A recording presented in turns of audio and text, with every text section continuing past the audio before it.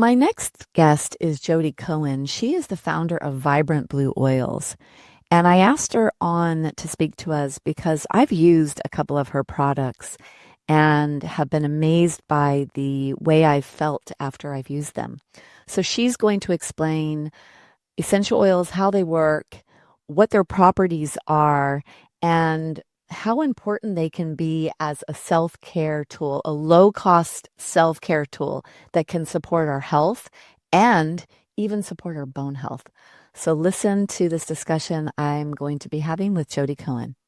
Today on Stronger Bones Lifestyle podcast, I have Jodi Cohen, the owner and founder of Vibrant Blue Oils, to speak with us. There's also some assistants of hers you might hear in the background, her little fluffy dogs that look like stuffed animals. So I'm really looking forward to today's conversation. Welcome, Jodi.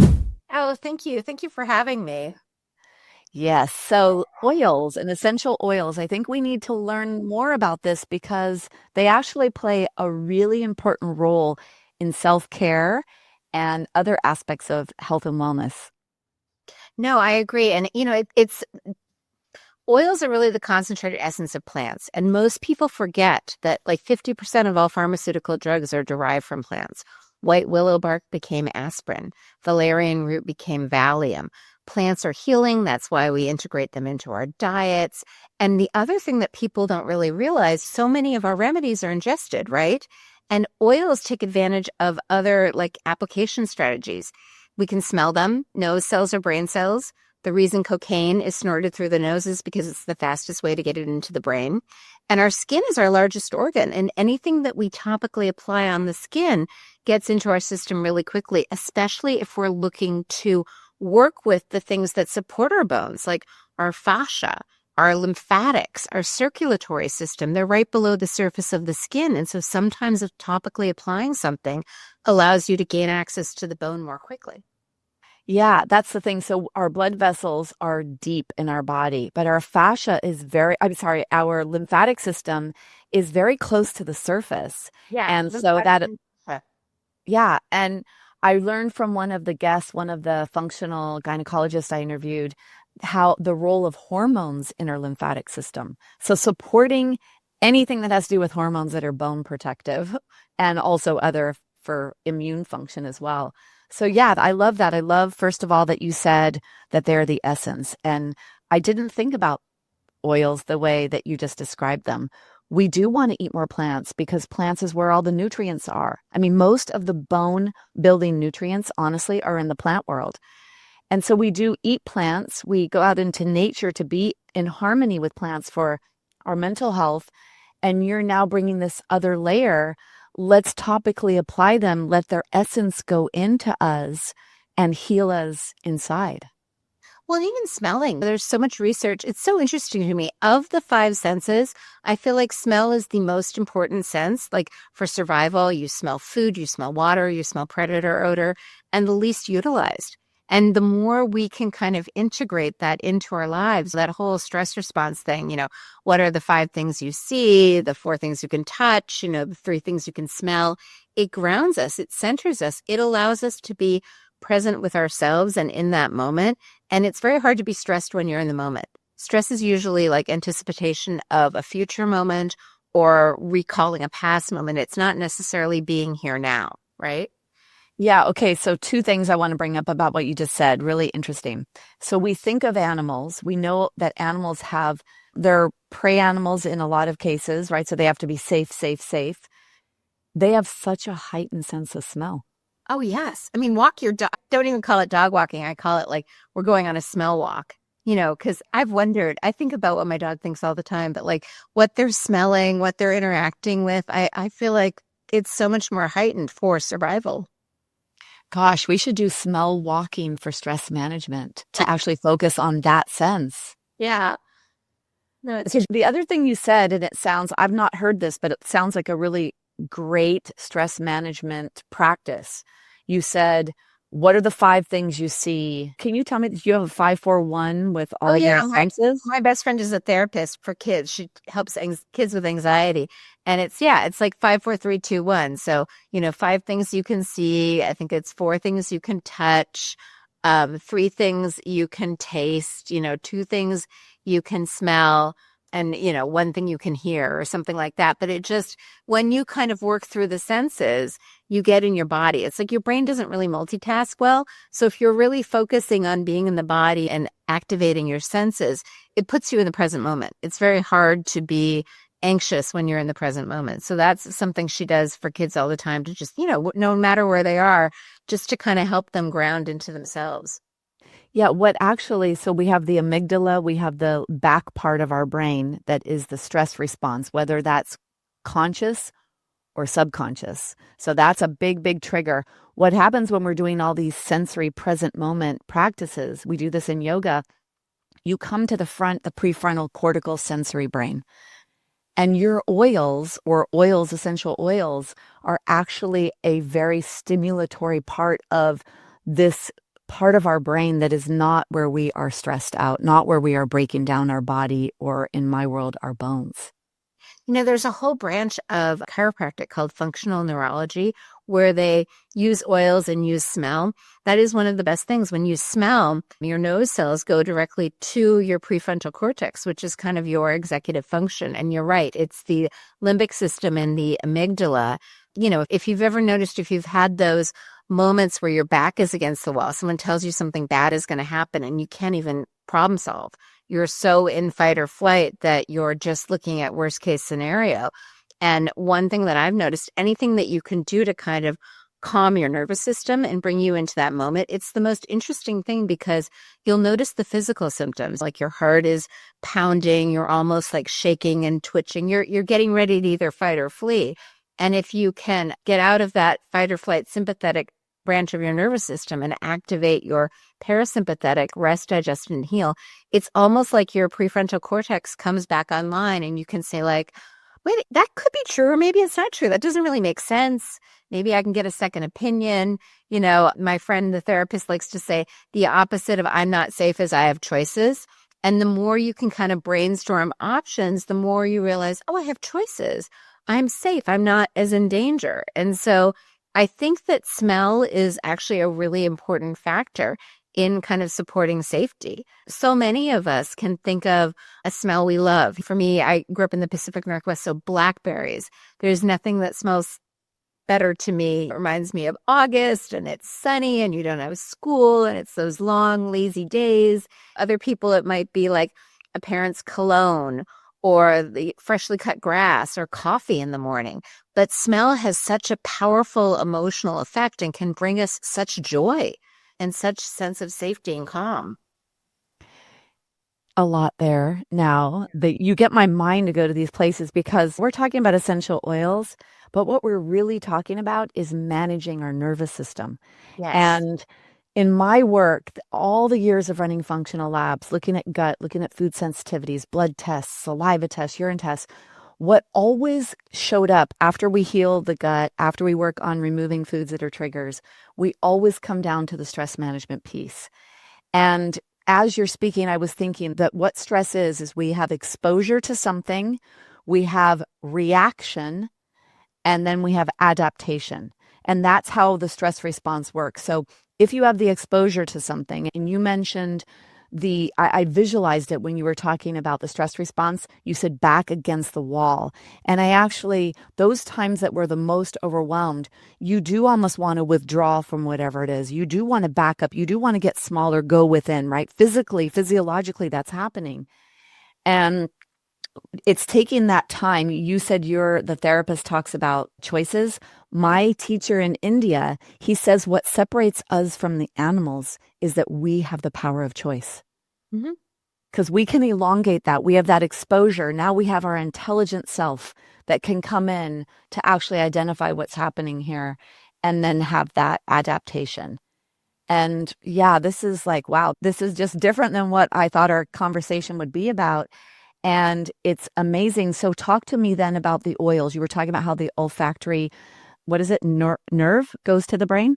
Yeah. So it's so interesting, actually. My daughter had to do a project on Nobel laureates. So she found a Nobel laureate here in Seattle, this woman named Linda Buck, who did all this research on olfactory receptors. And not only does the nasal pathway go directly to the amygdala, of the five senses, your sense of smell is the only one that has direct access to the limbic system. All of the other ones have to go through the thalamus first.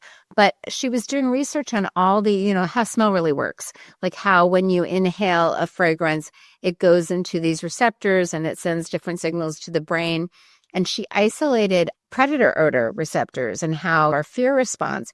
And then she took it one step further and she was like, does anything cancel that out? And it turned out it's rose essential oil. Stopping and smelling the roses is amazing for your mental health because it literally turns off all those danger signals. Smell can really be used to help us regulate.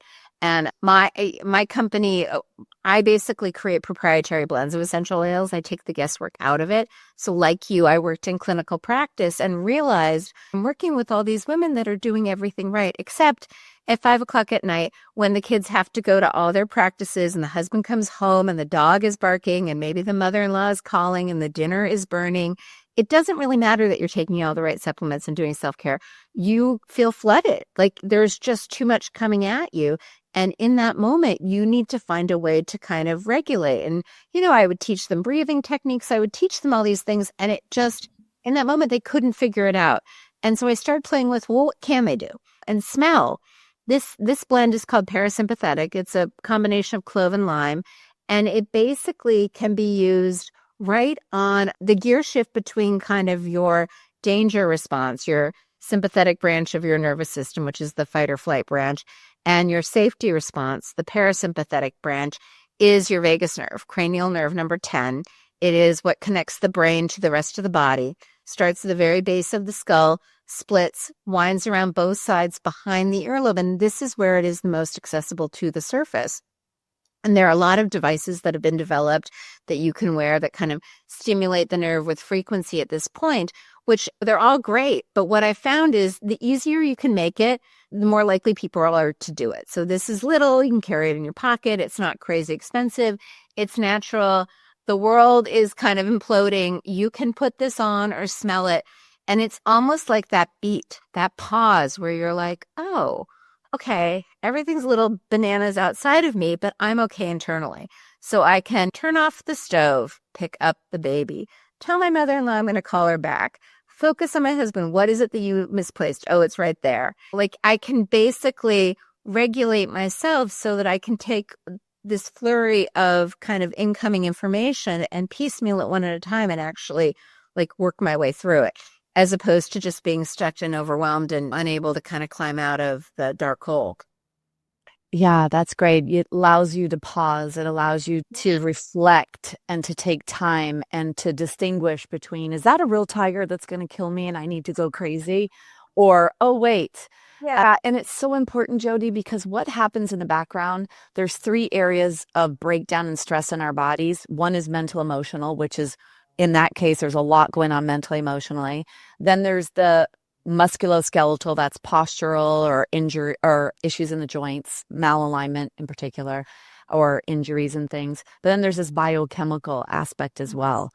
And so that is just such a great way to stop, to be able, because that biochemical is breakdown. It's what causes us to break down our bone tissue because bones are one of the first systems to respond to stress. They dissolve alkalizing minerals or minerals to run the show. So whenever we can take that pause and stop breakdown, that's what we need. And so it's great that you have this. I think that when you and I have been together at an event, you gave me that oil to use. Now, you're saying to put it behind your ear and that's going to be close to the vagus nerve. Do you do anything else with that? Do you put it anywhere else? Do you smell it? Or what are the other applications? Everyone gets to do, it's make your own adventure. The most effective way to use it is to either topically apply it or smell it. I found that it becomes a bit Pavlovian. Like if you use it and you know that it kind of shifts you out of stress, sometimes all you need to do is smell and it will shift you out of stress. I joke that I save marriages. Some of my clients are women and their husbands don't like smell. So I've shown them how to topically apply it to a specific point on the foot. You can wear socks. That works as well. There are many ways you can use it. Some people put it on their wrists and smell it. It's a little bit like how much salt you add to your food. It's totally personal. How you use it beyond what I recommend is completely your choice. And you do, when someone purchases your products, there's also a recommendation of how to use. Oh, yeah, we give you a little info card. We try very hard to make it as idiot-proof as possible. So there's no questions. That place on the foot that you were just showing us, because some Yeah. people are watching this, but you actually took your palm and you put it in a certain place, but you were talking about the foot. So is that where the vagus nerve ends? Is that the ending of the vagus nerve? It's not so much the ending. There's this whole idea of reflexology that when we're fetuses, certain lines, the acupuncture lines develop. And so there is a reflex point that correlates to every organ on the bottom of the foot. And so in the ears as well, there's certain parts of the body where you can kind of access all of the body. We have a great chart on our site that I'll send you that you can put a link in the show notes. But yeah, you can basically apply anything on the bottom of the foot. The ears as well. The ears are really wonderful if you're working through some big emotional stuff like grief or anger or fear. The ears are a wonderful point. Even just, I know you teach yoga in Shavasana. You can just kind of gently rub the outside of the ear. It's just a really helpful point for kind of transmuting emotions. Oh, that's nice. Okay, so you spoke to us about the parasympathetic to put behind the ear for the For stress. vagus nerve and for stress. Now, I have your blend here called Fascia Release. So, can you first speak a little bit about fascia? Some people might not even understand what fascia is. Speak a little bit about fascia, and then how does this product work? Yeah, everyone thinks of fascia as connective tissue, and it is. It's kind of like the saran wrap that keeps us all together and wraps around us. It's also, we're really kind of a big aquarium. We're 90% water. And what does that mean? Like if, for those of you that have ever had an aquarium or even like a goldfish tank, if the water gets dirty, what happens to the fish? They get sick. So we constantly need to keep our water clean. And in our body, that means continually moving the water, which is the lymph, which works with the fascia and also the nervous system, circulatory system. And it's really big for bone health. It's that aquarium that surrounds your bones. So if you're trying to heal your bones, the more you can keep the aquarium water clean, the healthier the bones are going to be. So what role does fascia play in that? Your lymph is kind of your sewage system. It takes all of the toxins out. It helps deliver some of the nutrients and the oxygen. And the fascia wraps around the lymph. And the fascia can get a little tight. Like if, your kid's getting one of their vaccines and they squeeze your hand, if they squeeze it too tight, it hurts and there's no movement. And maybe you take it out and you're like trying to move it to get the circulation back. The fascia, we brace for impact and it can kind of lock into these fascial adhesions, fascial restriction patterns. It's supposed to kind of flow like layers and it sometimes gets a little stuck. And so the more you can give that space and unravel it, the more easy it is to kind of make sure that the good things get in and the bad things get out. And yoga, which I know you do regularly, naturally moves fascia. If we feel that tightness, if we're trying to do a heart opening pose and we can only go so far, this is a great oil to put on because it just opens things up. If our hips are tight, we can't sit deeply when we bend our knees. This is a great one. Basically, what it's doing is it's just kind of greasing the wheels. It's wonderful for any kind of pain because pain often is just adhered, restricted fascia. So it just allows for fluidity and openness. And it also, there's some belief that energetically the fascia holds on to certain emotional states.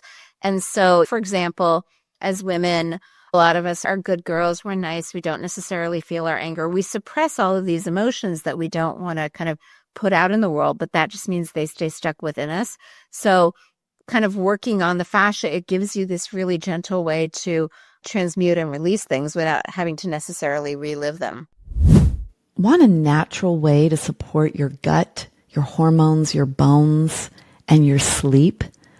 I love using vibrant blue oils. They are therapeutic grade and specifically blended to balance your body and mind. I'll share a link in the show notes so you could discover these blends that can transform your health one drop at a time. Let's get back to the show. Yeah, one of the things you said there was we brace for a fall or brace for impact.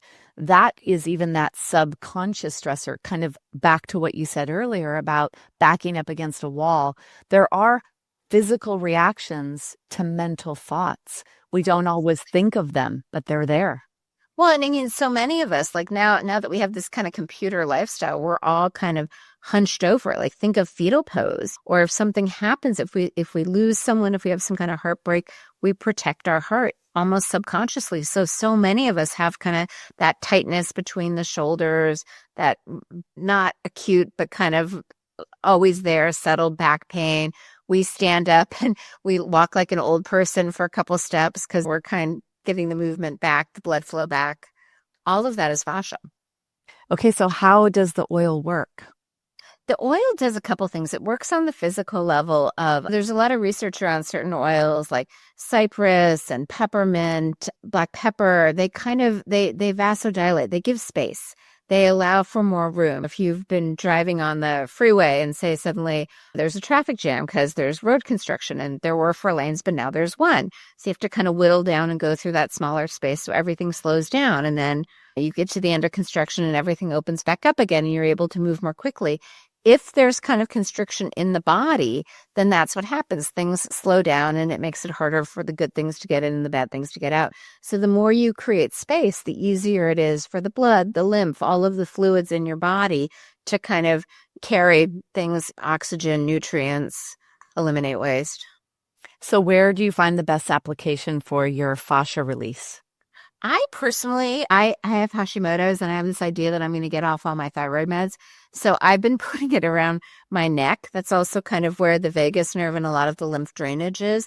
I also put it honestly anywhere that hurts. So for me, it's always my hips. My hips are always super tight. My knee gets a little grumpy. I put it on the top of my knee, anywhere on the back. I find myself, I sometimes bring this into yoga with me. And as we're starting the practice, I'm like, oh, wow, look, that's tight. And so I'll just put it on and it will get better. Gosh, it smells so good. For those that are listening that can't see, I have a bottle that Jodi gave me. And you know, Jodi, I was telling you this before we went on. I do essential oils at the end of all my classes. There's not always an intention. I have my favorites, and I know that some of them are fan favorites. And this past week, I did use an oil that was intentional. And I told them, pay attention to this oil. And then after, we discussed the oil. And that oil that I was using had properties to help with anxiety. And what I think I realized, because I knew you and I were going to be speaking, is that there really is a reason behind some of these. There really are targeted healing properties to some of these oils. And I think that that's what you've said to me, is that you take the work out of it. You've combined certain blends that work for certain areas. So this smells so good. What's in this one? Oh, it's a vast combination of things. There's angelica, which is kind of great for uplifting the spirit. Black pepper and cypress, which are great for like vasodilating. Rose and geranium and lavender that are also amazing for emotions. Vetiver, which is grounding. I'll speak to that a little bit more. Frankincense, also grounding. Ylang ylang, harmonizing. It's interesting. When I started looking at the research, none of the research is usually on individual oils. Like lavender has a reputation for being great for sleep, and there's tons of research that supports it. But what's interesting is they never like research lavender in isolation. It's always like lavender in combination with other things. And so what I've realized, just like most of the food that we eat, like some of us will eat an apple, but even like a baked potato, we usually combine other things because it's this synergy of taste and the tart and the sweet and whatever it is that we combine that almost makes it more enhanced. Even like fermented food, right? It brings out more of the nutrients and the potency. So I take the guesswork out of blends. I use very specific combinations of oils to kind of optimize the result for the targeted area. And the thing that I want to say about vetiver, especially in this world where there's more and more invisible frequencies that we don't necessarily see, but they do impact us. So the more we can kind of ground ourselves in nature, even by connecting to plants like vetiver that have very deep roots in the earth. Ginger has very deep roots. All of these trees, sandalwood, cedarwood, anything that is very kind of grounded and connected to the earth, by interacting with it, even by smelling it, helps us to kind of be more stable and grounded in the earth so that things like a duck could just kind of roll off of us and not impact us. It just all sounds so lovely. And I'm just imagining your life, because when I'm around you, you've always got some kind of oil you're smelling. Right now, I just applied the fascia on my wrists and on my right side neck because yes, I do sit down a lot. We are doing a podcast interview right now. And I know that that's where some tightness and tension is. I feel in my skin some kind of, whether it's the peppermint, black pepper, whatever it is, I feel something. So my mind is being directed to that area. I'm feeling it here at my wrists. I'm feeling it in my neck where I applied it. And so even that awareness bringing me, if there were other things I was distracted by or focusing on, now I'm much more present moment in my body. And it actually is really nice. It's really nice when you can smell something. There's, like you just said, smell the roses. How amazing it is that we actually, what I think, Jodi, is that we actually have forgot so much as human beings, right? We used to know that we should be out in nature. We knew that we should smell the roses, and we forgot. And so when we could come back to this place, it's almost like there's a memory. We're almost triggering the memory of peace and of calm when we smell essential oils. No, I agree. I agree. And I also think that we make it complicated in some ways. Like there are all these devices that you can use to kind of activate your parasympathetic nervous system, or you could just smell something. Honestly, citrus oils live in the peel of the citrus fruit. You can peel an orange and smell it. One of my favorite tips when my kids were little, you know, you can go to Trader Joe's and get that big bag of like mandarin oranges. I would always pick them up from sporting events with the big bag because A, they're hungry, and B, it smells like a locker room. So if you give them all the oranges, all of a sudden your car smells like mandarin oranges, not a locker room, and they're eating something healthy. They're getting vitamin C, antioxidant, good for health, and it's sweet. And whenever I eat an orange or an apple, I'm always amazed at how absolutely delicious and sweet it is. And then I think, okay, nature just created something so perfect. Yet we think of dessert as where's the chocolate torte or the apple pie that's much more complicated, not always so good for us, whereas that fruit is, which is, like you said, essential oils exist in, especially in the peel of the orange. Yeah. Okay, so we just talked about your parasympathetic blend, and I know that I've seen that. I've also seen the fascia release blend. What are other blends that you are the more popular blends or that you feel are really important for us to help, whether it's with stress or whatever other function you're managing?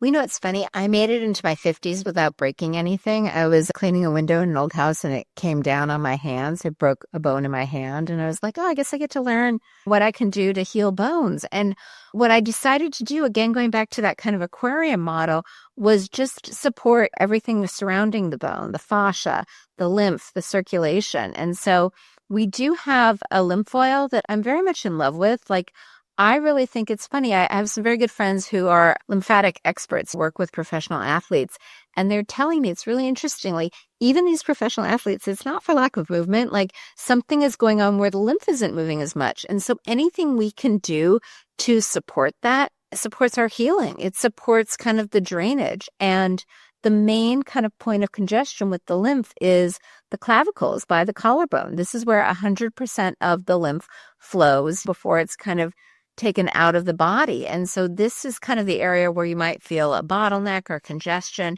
And so it's wonderful to lymph brush. Our friend Kelly Kennedy is great with kind of sharing those points. And adding oil, again, is like greasing the wheel or like leaving the acupuncture needle in after you leave the treatment. It just continues to work without really even needing to put that much effort into it. Because I think a lot of us, we worry that we're going to do it wrong. So if we don't know what to do, we do nothing. I think just by topically applying oils on the clavicles, the side of the neck, under the armpit, around the gut where a lot of the lymph live, along the bikini line or inguinal area, and then behind the back of the knee. Even if you do nothing else, even if you worry, am I doing this right? Am I doing this wrong? You're doing something and you're helping. I'm getting much more into lymph as well, like our friend Kelly that's sharing that. And I understand the value of that. The lymphatic system doesn't have a heart to pump it the way the cardiovascular system has. So the only way lymph is going to move is through massage or movement.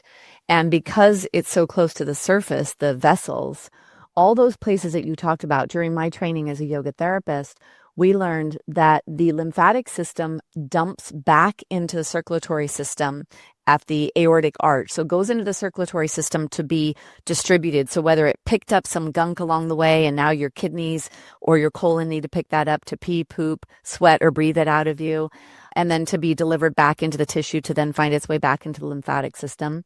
All those places right at the clavicle, so that left side you were showing us, and even that rubbing action of the roller ball method you have. Then up and down the neck, there's a lot of lymphatic vessels there. Underneath the armpits, like you said, 50% of our lymphatic vessels and nodules are in the abdominal area. So again, that's a really great place. And Ayurveda has different techniques for managing lymph. So I love that you have this oil. I need to get some of this oil from you. Absolutely. Yes, And you need to get it's some. fascinating to me, like the side benefits, like the turkey gobble that you might get when you're getting all of that. The more you lymph drain, the more that goes away. Someone told me you either have bad teeth or bad gums. I have bad gums, not a cavity in my mouth, but when I would get my teeth cleaned, it would be like a crime scene until I started lymph draining. Like now I don't bleed anymore because the inflammation in my mouth has gone down because the lymph is draining out all the toxins. So now I don't need orthopedic surgery. Like all of these little things that people don't talk about that are lymph related. So interesting. Wow. Yeah, that's amazing to think about, the teeth. Cause as you were saying that, I'm just thinking in the bone world, this is like one of the places we could touch the bones, like this, like the closest to the surface. It's also, if someone goes on bone meds, that's an area that gets bothered. But the bigger thing about what you just said, Jodi, I haven't done anything yet for the whole anti-aging world. Like, I don't like the word hacking, like biohacking. I like to say bioharmonize to have balance. And I do notice my neck. That's one thing. I think that's a big area. So it is a place I want to focus. I learned some face yoga techniques where you put your chin up and your tongue goes side to side to work on the muscles. I'm getting a lymphatic flow vibration thing to help with that. And I want to get your oils. And I'm going to try all those things to get rid of my turkey gobbler. No, it's pretty dramatic and it's pretty amazing and it's easier than you think. Like that's what someone was even saying, oh, a facelift. Dr. Christine Schaffner, it was someone we know got a facelift. She's just like, oh, it's the worst for lymphatic drainage. It's almost like what naturally makes your neck look better. When you start to mess with surgery, it almost makes things worse. Yeah, well, I say that I'll get duct tape first, and I was going to get duct tape and put duct tape here. And I'm trying to embrace it. I was at my dermatologist today getting my skin zapped because I have precancerous like spots. It was so interesting. I said, I don't really go in the sun. I haven't gone in the sun since I was like 20. And he said, Debbie, those are echoes from the past. And so isn't that a neat thing to say, although I hate them. The beauty of growing up in cloudy Seattle. I didn't really get a lot of sun as a kid. Oh, well, I grew up in sunny Southern California. Yeah. And I baked on an aluminum blanket. So I really did bake. Yes. We tried. It didn't go very well. It was like 68 in the summer here when I was a kid. Oh, wow. Yeah. Well, okay, Jodi. So I definitely want to get that lymph from you because I need to work on my lymph. Anything else that you'd like to share? Any other products or any? The other one that I kind of love is circulation. And that definitely, it's so interesting how you have a symptom and then you address it and it goes away. So thyroid things, my hands and feet were perpetually cold for a long time. And so I originally created this to like put on the wrists and the ankles so that I wasn't chronically cold. And then I realized my kids used to go night skiing and I'm a morning person, not a night owl. And the idea of having to drink caffeine so I can drive home at 10 o'clock seemed like a bad plan. So I started putting this on the sides of the neck and the back of the neck to kind of help with my focus at night so that I could be a safe driver on icy dark roads. And then I realized, wow, that works really well. So now if I ever have to like write a blog or do a lot of research, I use this for brain power. I use this to enhance oxygen assimilation to the brain. But I kind of love it. And I'm all about kind of combinations, blends. So I use the parasympathetic on the vagus nerve, the lymph on like the clavicle and the neck, the fascia also on the neck, and frankly, everywhere. This is my current, I don't leave home without it. And then the circulation to enhance circulation. And I swear to God, I feel like I'm Benjamin Buttoning a little bit. Like I'm remembering more. I'm kind of looking more like my younger self. Like, I just feel like this combination of oils, and it's great for bone health too. Like anywhere that your bone might be needing some extra love. I've been doing it now that I'm 50, I weight lift, and I've been adding this to my routine pre-exercise and then recovery. And I just feel like if you can kind of keep your aquarium water clean and circulating, everything works better, including the bones. Yeah, and my mission is to completely put the empowerment back into women with their bone health, because since the 90s, we've been disempowered the way we diagnose, treat, manage bone health. And I want to share affordable ways to do this. Yes. And so in the bone health world, there's so many shiny objects. There's either these expensive vibration plates or expensive gym memberships. There's just so much there. And I know that we could do so much before that. There's so much we could do with the way we eat, how we think, how we move.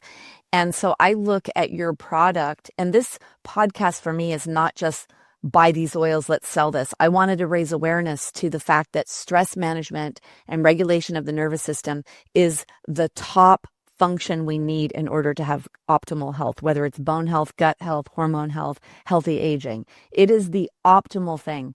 And if we can do something like essential oils that are not a high price point, that are present moment, that are going to disrupt the moment when we're doing something, that are also then going to have these additional properties that we know now, research is showing us the properties. Many of us know about ginger being good for gut now. We know about turmeric being an anti-inflammatory. Well, this has been used in Asia forever, those items, right? So now these essential oils and the combinations you're putting together, they do have they do work. And then it's not just the actual oil itself, it's the application, it's the moment you're doing it, it's present moment, it's smelling the roses. And so I really hope that women pick up some of these, try them. I know that I will be. So you'll see me like rolling around because it's an affordable way to do this. It is, and it's really fast acting. It's interesting. You mentioned some research. I wrote a book a couple of years ago, Essential Oils to Boost the Brain and Heal the Body, where I really document all of the research, like rosemary, peppermint, ginger. All of these plants we know have really medicinal properties. And it was kind of fun and fascinating to really look at everything that's been documented. Peppermint is another like rock star. Yeah, peppermint is a rock star, and I use straight peppermint. Although when I use the straight peppermint, I have them sitting up, the lights are on. I say, please don't touch your skin anywhere else because you'll feel that sensation. The word burning could come there, but you're not burning, but you feel that strong sensation. But you want to put on the bottom of your feet. And when I was writing the book, there's a lot of research that just smelling peppermint kind of curbs hunger, and it totally works. And it also is kind of great for certain weird flies in your pantry. Like you can put a couple of drops in a bowl of salt and suddenly there aren't bugs in your house. It's amazing. Yes, getting back to natural. We have been exposed to toxins for so long, toxic exposure, toxicity, root cause of bone loss, and many other breakdowns in our health. So doing whatever we can naturally is important. Yeah. All right, Jodi, anything else before we end our the only lovely two other things, we do have an anti-inflammatory blend and a histamine balance blend, and that can also help with bone loss. And I have such dry skin, again, the thyroid, but my daughter's friends were all like, it gets rid of pimples. So I've been putting the anti-inflammatory on the bottom of my feet just to see what happens when you don't have pimples. It's kind of amazing. Like I swear to God, it has like a systemic effect on everything. I'm far less inflamed everywhere. Okay, so I'm going to share your website. In the show notes will be everything, the book and all of that, so that those that are interested can go there and find out more information. Love it. Thank you so much. Yeah, thank you. This was really, I feel like I just want to smell good things all day today. As you should, every day. Yeah. Thanks. Yeah, I do think that's why people bring each other flowers. It smells good and it's pretty. Yeah. One of my daughters in particular, just really loves flowers, and I'm sure it makes her feel very happy. Yeah. All right. Thanks, Jodi. Thank you. Thanks for joining me on Stronger Bones Lifestyle. Are you ready to take charge of your future? For show notes, resources, and information on my programs, please visit DebiRobinson.com. If today's episode empowered you, be sure to subscribe, leave a review, and share it with someone who needs it. Together, we're building stronger bones and stronger lives. Take care, and I'll see you in the next episode.